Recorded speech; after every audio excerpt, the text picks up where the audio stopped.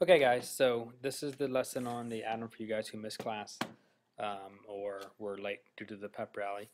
We're going to start talking about the structure of the atom. Some of this, actually a lot of what we're going to do today should be review for you. You should have learned this in previous grades. A lot of it, we'll take some of it a little bit further. So I'm going to go pretty quickly, mainly due to the fact that you should know a lot of this, and then I'll slow down when we get to some of the newer material that may be not quite as you may not be quite as familiar with. So just a quick review, the atom. The atom is the smallest part of an element, and so elements are the simplest form of matter, and then the atom is the smallest part of the element, and so that's what atoms are. Again, I'm going to go pretty quickly. You can pause and rewind if you want to take notes or anything like that here. What is the atom made of? Well, you should know that the atom is made of three particles. We call those particles subatomic particles. Right here you can see subatomic particles because they are beneath the atom or subatom. So subatomic particles, and those are the protons, neutrons, and electrons. They occupy two regions, if you will. The nucleus and the electron cloud is where those three particles would be. The nucleus is the center of the atom. It contains protons and neutrons only.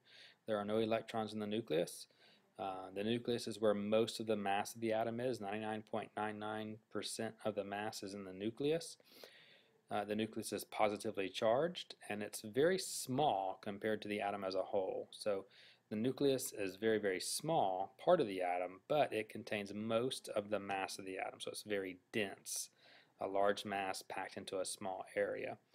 You can see down here at the bottom, just kind of a bird's eye view. We zoom in on that one atom in this element, and then we get a picture of the atom here, where the nucleus is in the middle, the electrons on the outside. This is not what an atom looks like, but just kind of a visual representation for us. Zoom in on that nucleus, and you can see the nucleus is made of protons and neutrons, and actually those are made of smaller things called quarks, and even smaller things. We are going to cut it off right here is where we're going to quit our zooming in. We're not going to go into quarks or anything like that. That's more particle physics than chemistry. The electron cloud surrounds the nucleus. It contains the electrons.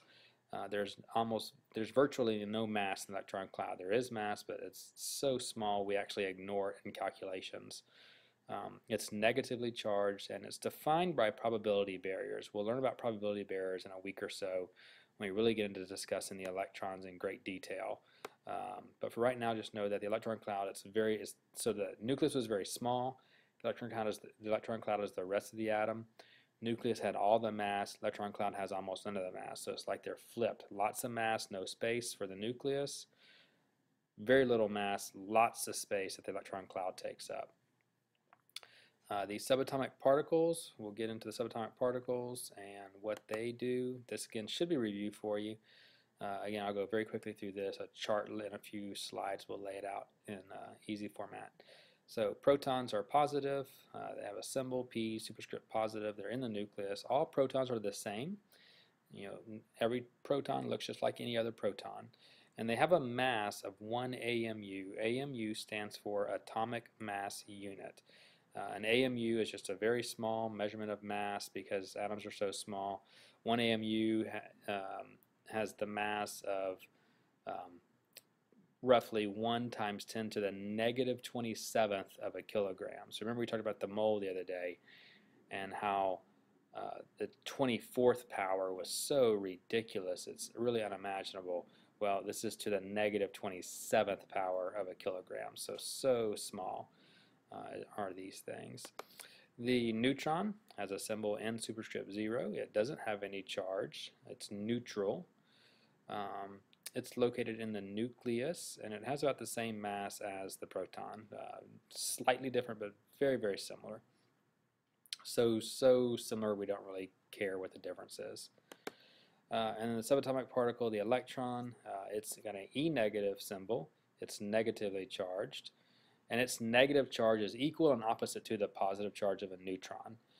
It moves around the nucleus and electron cloud. Electron clouds do not look like that picture, but we'll talk about that later.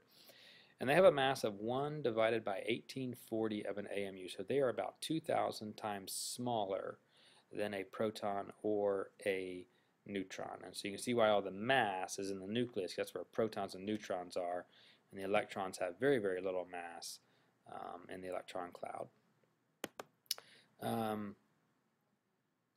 In a normal atom, and actually we could rephrase it to say in a neutral atom, the number of electrons and the number of protons are going to be the same because atoms are electrically neutral oftentimes. When we get into compounds, that will change, but for right now we'll just say they're going to be neutral. The number of neutrons does not have to be the same as the number of protons, although it is a lot of times. Bigger atoms tend to not be. Smaller atoms tend to be a little bit more towards the same number. It's always going to be more if it's different, except for usually hydrogen, which there can be a form of hydrogen that has less neutrons. Actually, normal hydrogen has less neutrons than protons. Everything else is going to be basically either the same or more, though. Here is the chart that summarizes this. This information should look familiar to you. It's a summary of what we just talked about, and you should have gotten some of this in younger grades. So I would probably pause the video and copy this chart down, and you need to know this chart. You will definitely 100% see information from this chart or even this chart on your test or quizzes. And so absolutely just pause the video and write that chart down and make sure you understand how it all fits together. Continuing on, the atomic number is a definition, so write this. The definition of the atomic number is the number of protons in the nucleus. That is the definition of the atomic number, the number of protons in the nucleus. Each element has its own atomic number. The atomic number determines the identity of the element, and the periodic table is organized by atomic numbers. And so if we look at a periodic table, and you look at, say, carbon, that number 6 right above carbon, that is the atomic number. Actually, if you look at the top of the table where they have the sample silicon, it even points to the number 14 as atomic number. And so the atomic number is very, very important. It's the number of protons in the atom, and that number of protons is the identifier. It's like the fingerprint, if you will. Every single atom that's got 6 protons in the nucleus is carbon. If it does not have 6 protons in the nucleus, it will not be carbon. And so that is the key for the elements, is the atomic number. That determines the identity of the element. So, beryllium here, atomic number is 4. Neon here, the atomic number is 10. So neon has 10 protons in the nucleus. If it has 11 protons, it's not neon. It would be sodium. And so very, very important that you understand what the atomic number is. The mass number, another definition for you, the mass number is the number of protons plus the number of neutrons in the nucleus. So a simple little formula there, mass number equals protons plus neutrons. Note the mass number is not on the periodic table. You will not find it. That number at the bottom here is not the mass number. That is the atomic mass, and we will talk about that in a few days. And that is not the number of protons plus neutrons. And so don't confuse the mass number with the atomic mass. The atomic mass refers to all atoms of silicon in the entire universe, basically, whereas the mass number is simply referring to one atom of that element. And in that single one atom, how many protons and neutrons are there? And so there's a difference there, and we will talk about that difference. We'll talk about atomic mass in a few days. Ions and ionic charges. So we talked about ions. We did nomenclature because metals form positive ions, nonmetals form negative ions, and then opposites attract and make these chemical bonds that make these elements join in to form compounds. A couple things about ions, the number of electrons. If the number of electrons is not equal to the number of protons, then they'll have an ion. That's where ions come from, when those numbers are not the same. Cations are positive ions. I don't think I've given you that information yet. And negative ions are called anions. So make sure you know those two pieces of information. And the ionic charge is simply the magnitude of the charge of the ion. And then noted, put in big bold letters, underlined, atoms only become ions by gaining or losing electrons. They never gain or lose protons to become ions. So we gain or lose electrons to become ions. Since electrons are negative, if an atom gains negative electrons, and there are more negative electrons than positive protons, then it would be negatively charged, and that forms an anion.